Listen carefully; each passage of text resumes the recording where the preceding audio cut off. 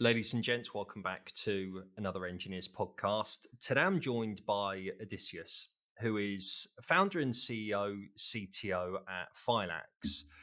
We're going to be getting into the very interesting current state of security in the blockchain space and what Phylax are trying to solve within the space. So I'm looking forward to kick this one off.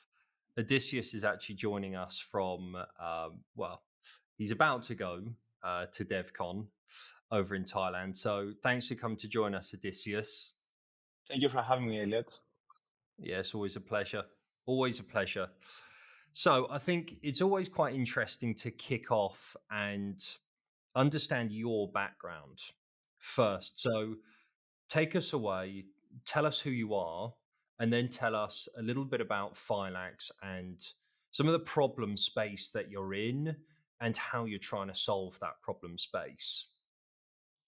Sure. Although I had um, a small experience in crypto back in 2017, I actually worked in the IoT and DevOps space for a while.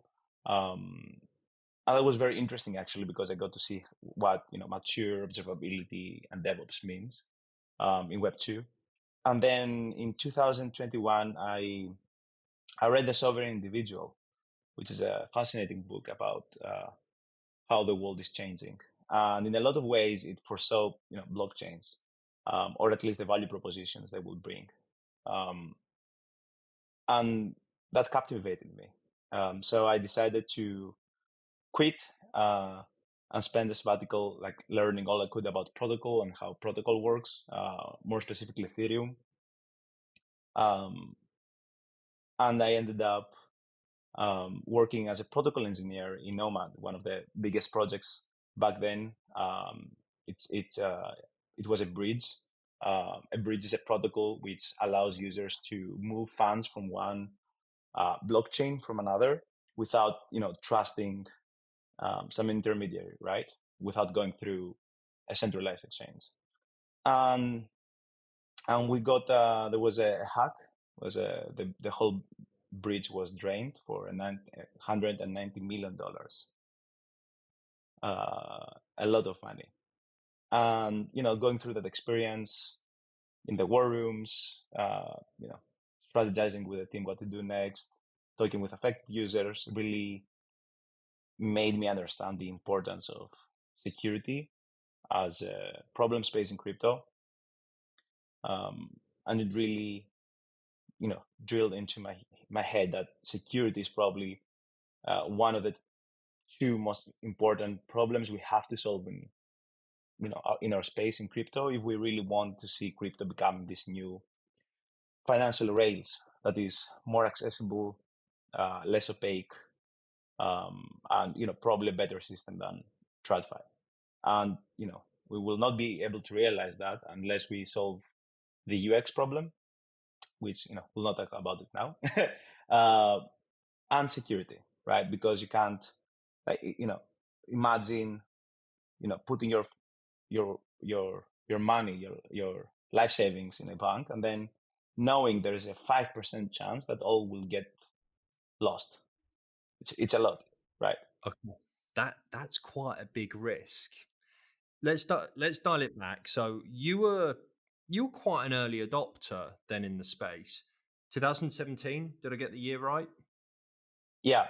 Back then, I did some research on a project called IOTA and how you could use blockchains in IoT sensors to monetize your data or whatever.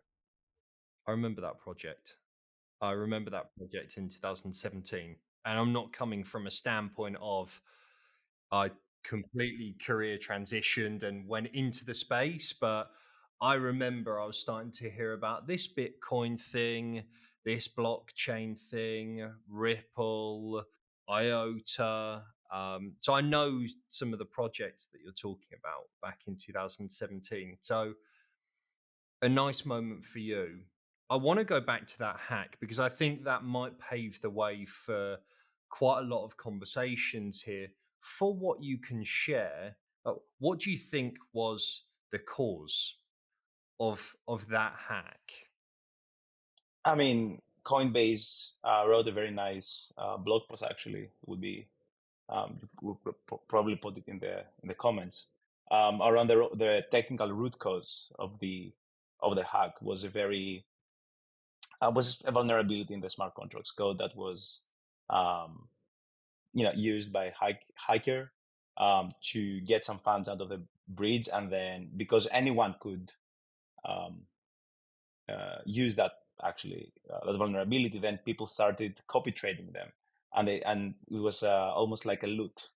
So a lot of people started draining the bridge for whatever, as we were trying to prevent further damages. Wow. Okay. Tell us about Phylax and what you're trying to do with building Phylax.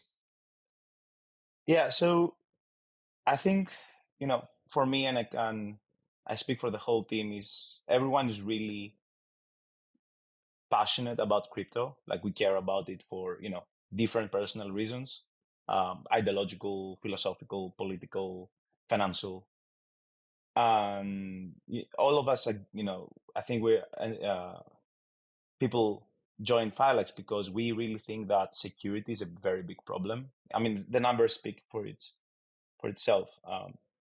I think a very interesting number is that their own in hack, there was this game and had a bridge also, and it was hacked for about $600 million.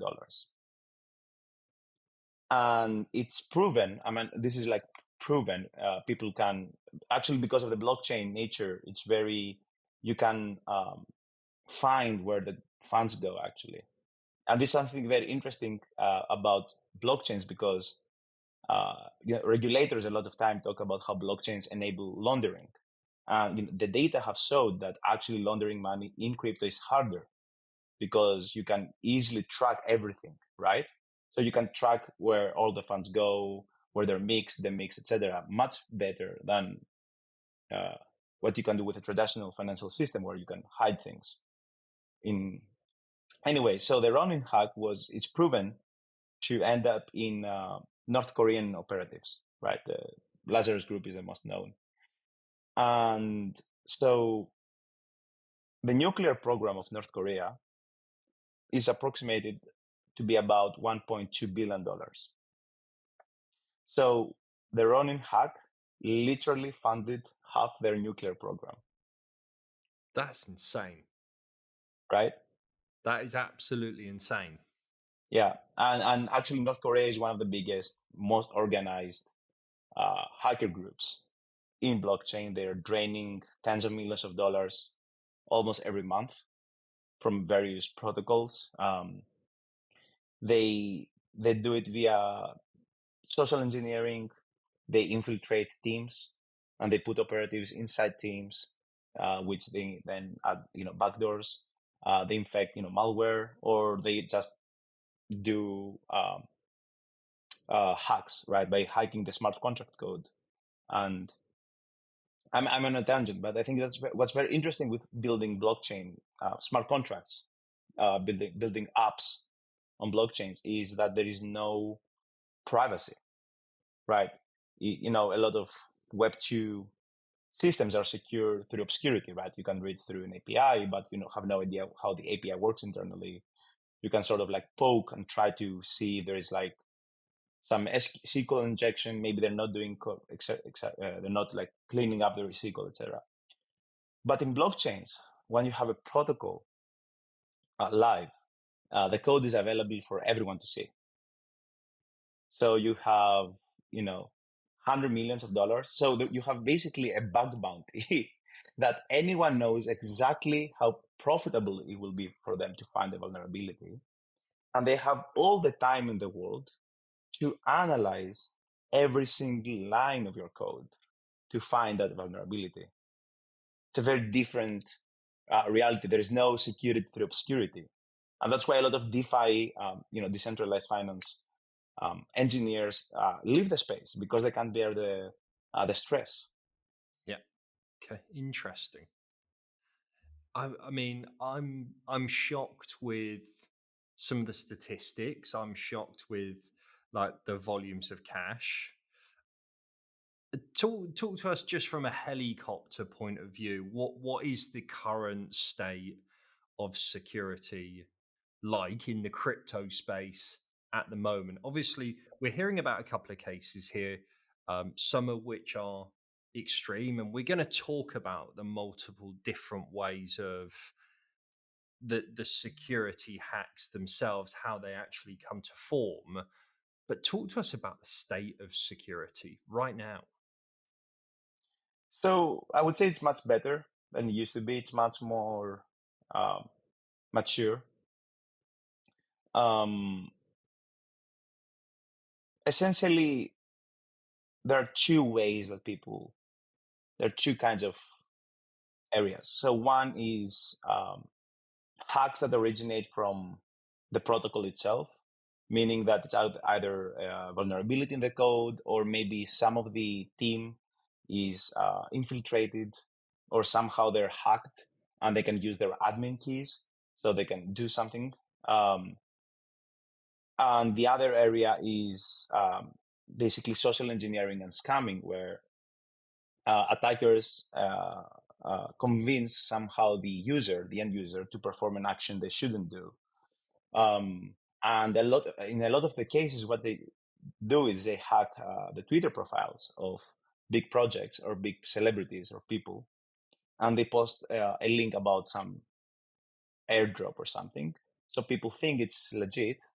They, interact, and then they get drained. So there are these two areas, and at Phylax we're targeting mainly the protocol side.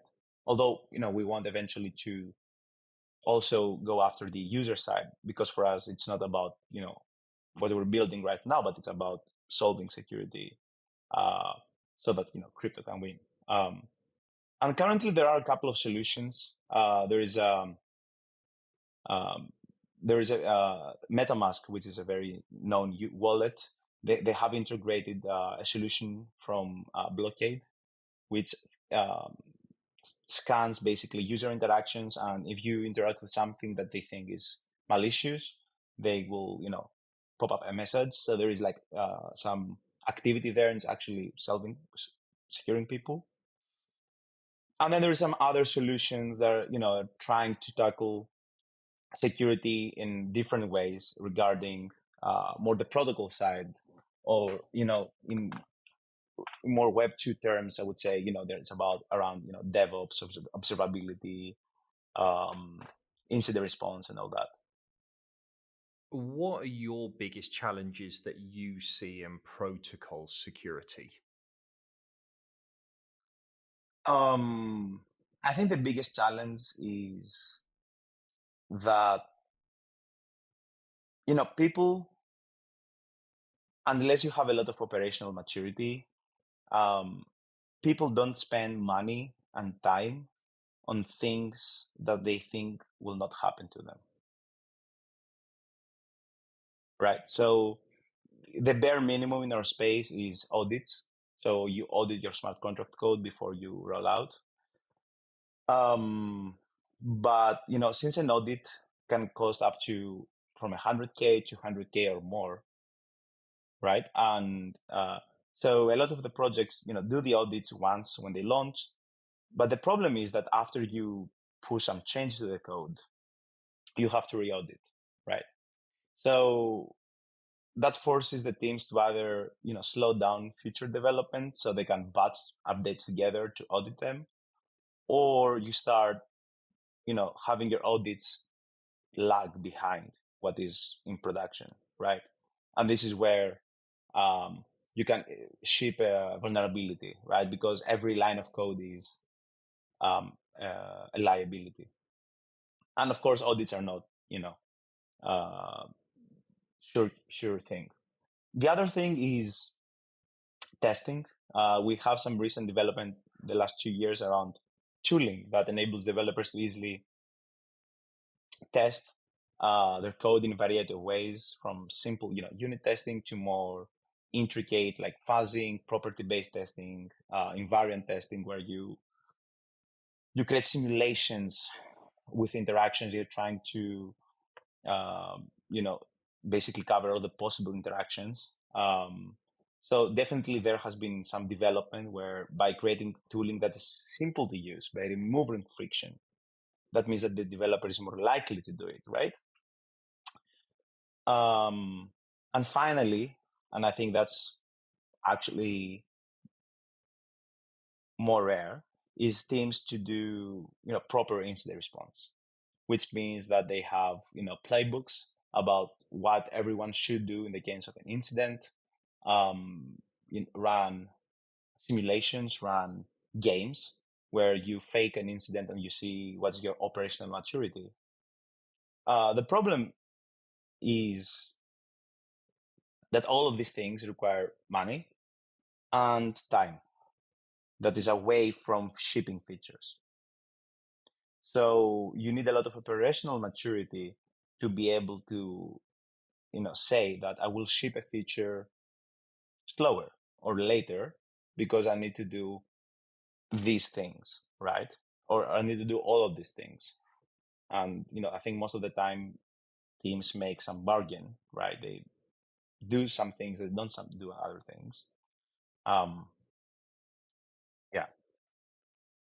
I think going back to point one, I'd love to understand who's auditing some of this protocol engineering and why does it cost so much? So there is a lot of security uh, auditing companies nowadays. Um, Security engineers are paid, I would say, for a senior good security researcher to look into your code, you could pay something like 25 or even 50K per month, per week. Actually could be something like 20K per week. And I think why it costs so much, I think one thing is that there are not a lot of people, right? um, the second thing is that it's actually uh, not easy to do because in crypto, you most of the systems, they are also mechanisms, right? They're systems that define, um, they're complex systems, right? Where you have actors that perform actions, which these actors are probably uh, rational actors, and you have very complicated systems. So it's not only about auditing every line of code and saying, oh, you have this upgrade function and you need to protect it, or you have some common vulnerabilities like what we say reentrancy, where an attacker can basically look through a function. So instead of like you withdrawing $100, you withdraw in a loop, so you withdraw everything. Because anyway, it's about also understanding what the mechanism does, what are the externalities, how it interacts with other systems, because we're talking about Lego blocks essentially, right? So it can get very complicated, and a lot of these hacks are actually from very careful manipulations of essentially what we would call market manipulation, right? Where you trick the on-chain protocol to think that the market is in a one state, but it isn't really, because you have inflated the market using some complicated techniques. And by the time the smart contract understand it's manipulated, that's too late, right? You have withdraw all your funds, and there is nothing you it can do. So the TLDR is not a lot of people, but also there are very complicated things that it's operational security, code, bugs, but also mechanism externalities. Does your mechanism works as you think it does? Okay. I think the more we evolve, going back to point two and three, the more we evolve in the blockchain space, hopefully operational security will evolve with that. It should. The more people that start to move to the space, we start building in the space, it should. And you're right, touching on the right testing, the right observability, incident management or incident responses. that's evolving. I know that there's a lot of investment in the right tooling in the blockchain and crypto space right now. So with the evolvement of the ops security and that, hopefully we can start moving in the right direction. Yeah, I think, I think a more meta cultural problem is that the crypto space is very young. So it has a lot of, young people. It attracts these very interesting kinds of people that are very young and very bright, right? So actually what I saw because of my DevOps background is that things that are considered very boring and very obvious in Web 2 are practices that are not very, um, they're not done in general. And the reason is because there are not a lot of mature DevOps people that, the people that usually handle incident responses and playbooks and all that. They have experience in that respect. Not a lot of them enter crypto. So you have like a talent mismatch there where the people that are supposed to have this experience, they're not entering crypto. So actually, hiring a good DevOps person that's crypto native is hard. Yeah. Okay. Yeah. So really like matching the right talent to the space and transitioning people from Web 2 who really got some of this solid experience, that's going to take time to shift as well. Yeah. And I think now we're seeing part of the reason we're seeing more maturity is because we're seeing more people entering the space and they carry over that experience from working big organizations with operational maturity, and they carry that maturity into the space. So things that like incident response becoming more and more prevalent, or you have to have a playbook, right? You can't expect that when you're getting hacked somehow magically you will do all the right things. You have to write a book before. Yeah, 100%. Can we talk to us about hack prevention? I'd love to understand hack prevention or preventions and how it or they work. Yeah, so originally my original idea when for the first product for Phylax was a monitoring solution that enabled protocol engineers to write alerts in Solidity. The idea was that you build something that provides all the things that DevOps people want and know. They know how to run it, Prometheus, Grafana, whatever. And the interface of that thing, the alerts, is in what language that protocol engineers know, because the protocol engineers know what to monitor, but they don't know the how. The DevOps people know how to monitor, but they don't know what. So I started building that, and it came to me that actually, monitoring is not that important in crypto, and hack prevention is the real goal.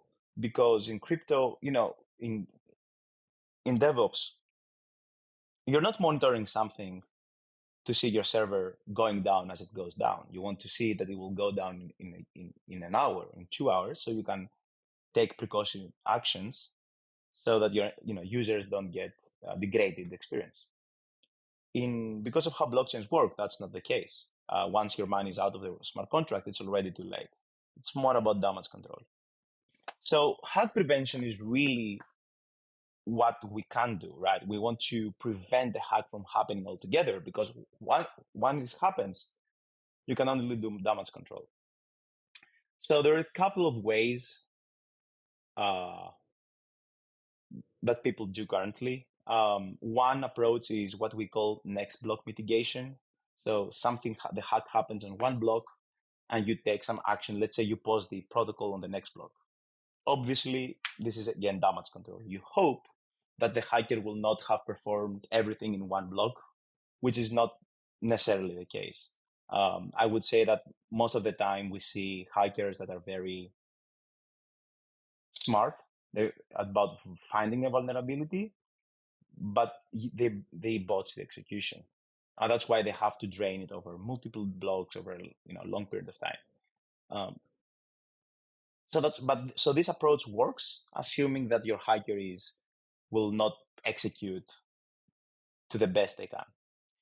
The other approach is what we call through MEV. Essentially, when a transaction is sent to the blockchain, there is a time until it's placed in the block. It leaves what we call the mempool. So you can observe a transaction before it gets finalized, before it's part of the history. So what you can do then is basically you can bribe the validator, the node that will put the transaction in the block.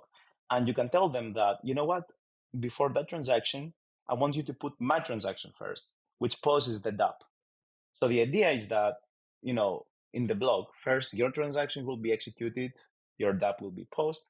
So then when the malicious transaction gets executed, it will revert, right? So this is what we call MEV, maximum extractable value, is when you can manipulate this ordering.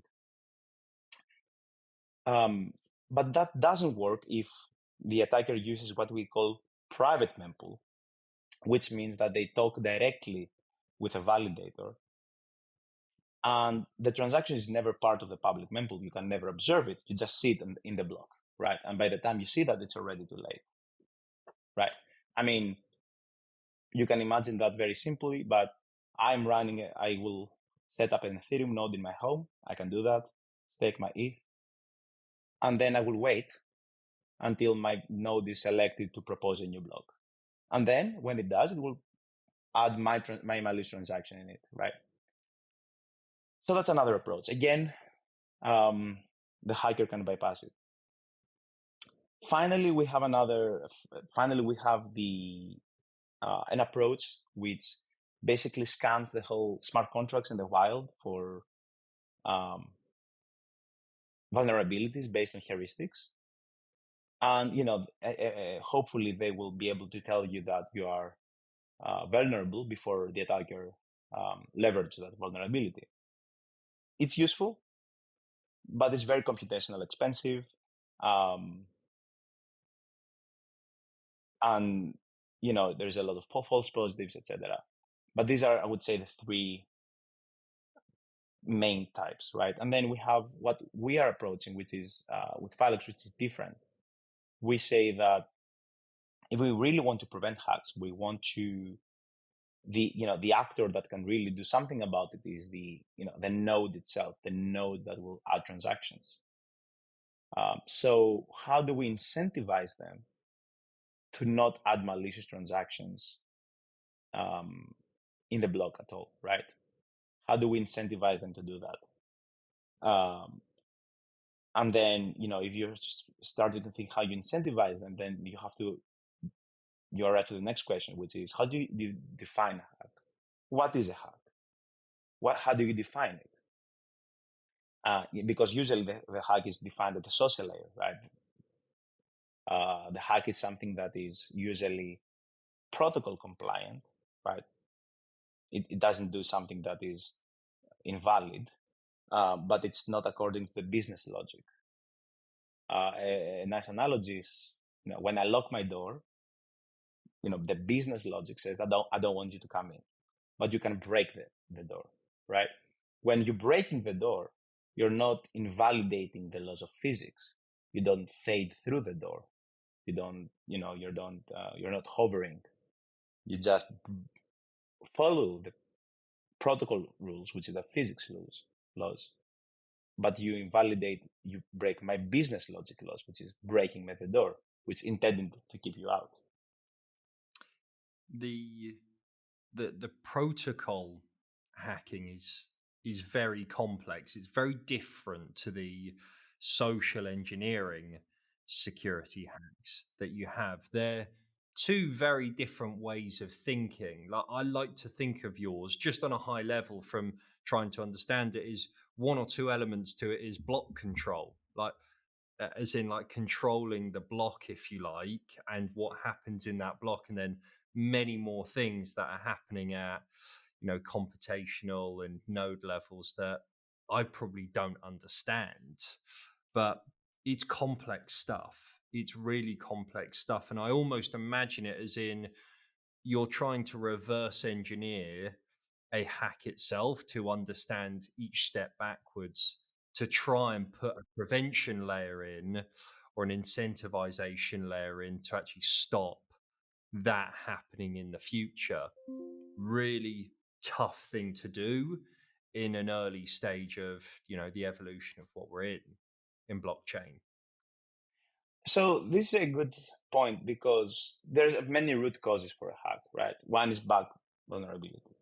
Another is that I am a developer of the protocol, and I mean that happened with the Radeon hack, the Radeon protocol a few weeks ago, where the attackers infected malware.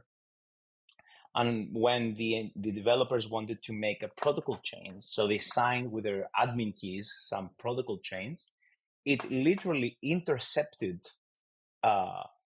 the request from the wallet, and it made them sign something different. And they signed a message that said transfer the protocol to that person. Yeah.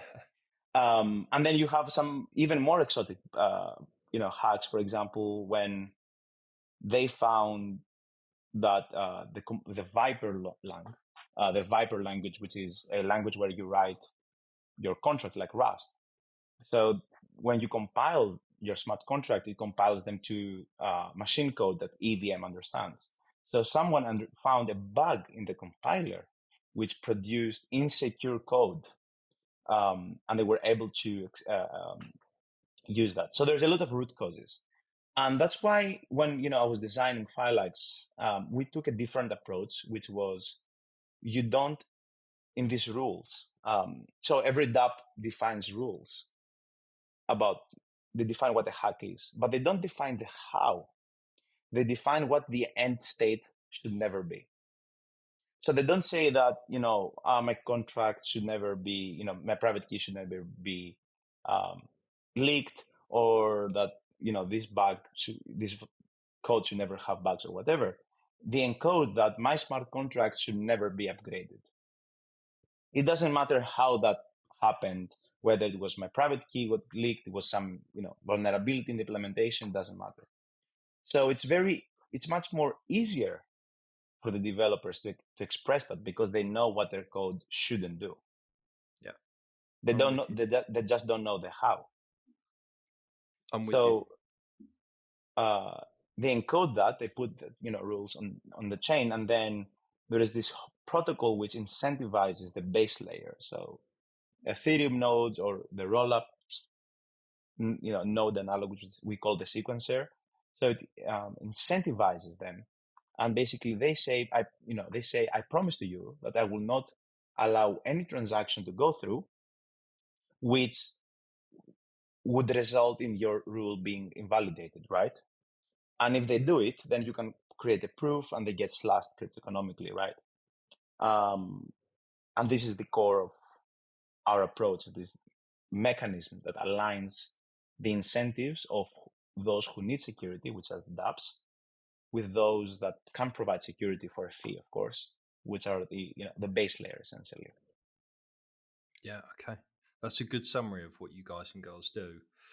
Before we touch on where the business is going in the next 12 months and what you want to achieve, I want to come back to social engineering. I know it's not necessarily right now, social engineering hacking. I know it's not necessarily right now the problem space that you're in. You might be in that space in the future, but I think the natural crypto hacking connotation that people make is more on the social engineering side, because I don't think a lot of users, maybe in 2017 through to 2020, 2021 days, would see hacks at that level where maybe they invest in a project and coins or cash was taken from them. High level, can we talk about some of the social engineering hacks? Yeah. So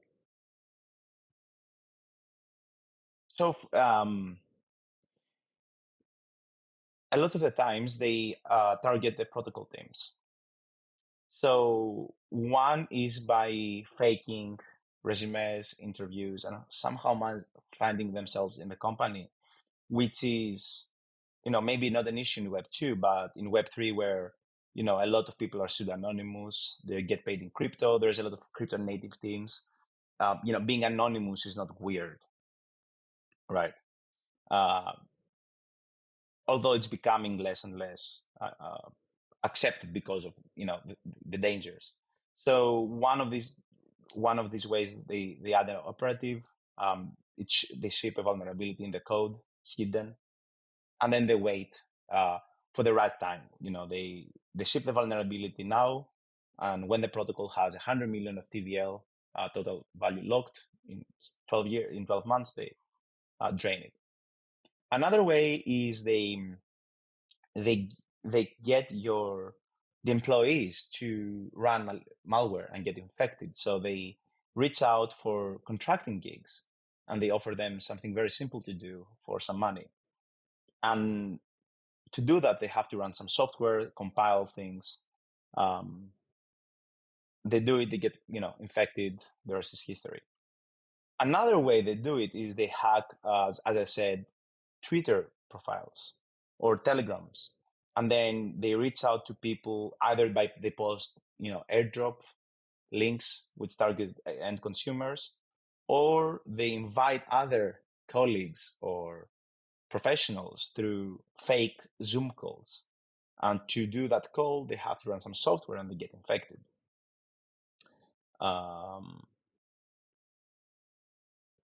These are usually the most especially the Twitter profiles is like a lot of protocols have been hacked, and a lot of users have lost money because they interacted with a Twitter post they thought it was safe. And I would say this is a majority of the social engineering, or faking users, or creating a Twitter profile of your company which is identical but a single different letter in the handle, and they reply below your posts, so people think it's the same thread or whatever. No. The reason for all of this is because blockchains are immutable. So in banks, if you scam me, I will probably go to my bank, claw back the money, right? It's like there is no instant finality. But in crypto, once I send you the fund, then it's game over. There is nothing I can do. It's technologically impossible. It's nuts. Absolutely nuts. Listen, let's focus on wrapping this up and talking about the next 12 months. Talk to us a little bit about business in next 12 months, where you guys want to focus and where you guys see yourself landing. Yeah, so the next 12 months will be very actually exciting as we roll out the protocol. We are talking with a number of networks to integrate with, because our protocol, it's a mechanism, right? So it deploys on every network, and then it used to coordinate, essentially align the participants, the dApps, and the base layer on that network. So over the next 12 months, we want to integrate with a few chosen design partners, showcase that this works, get the KPI to 1 or 2 or 3 stopped hacks, and then slowly over the 12 months ship the production version of the protocol, because it's not a service, right? It's a very complicated system, both in engineering but also in mechanism design. So essentially we will integrate with the kernel of the mechanism, right? And then slowly refine and shape the other attributes. For example, how much is the slashing? How big are the fees? What are all the other mechanism attributes that we can result to this production-ready mechanism, right? Love it. Good. well, I'm looking forward to seeing where you guys end up in the next 12 months. I want to say a massive thanks for coming to join us. Links that we've spoken about are below, especially that book that you read early on. We'll be checking in, we'll be staying in touch. I think the blockchain space is evolving in the right way. You're solving a poignant topic that every single person, I think, is shining a light on at the moment. So I'm really looking to see what you guys and girls continue to build. And what you've built already is incredible. So Odysseas, a massive thanks. Thank you so much for having me. Yeah, pleasure. For everyone listening to the podcast, likes, shares, subscribership, all that good stuff is what Yeah, contributes to this little ecosystem that keeps us buzzing around. Again, a massive thanks. thanks. Hey guys, thanks for watching this episode. Massively appreciate you listening and checking in with us. If you want to find out more about us and what we're doing, please check us out on social media. What we're trying to do at Engineers is build a community to drive knowledge sharing and experiences. On Twitter, we can be found Engineers.io. It's no underscore. We've also got a website which is engineers.io. These links will all be posted in the description. Any feedback and comments are massively appreciated. We're always looking to improve on where we can. Thanks, guys.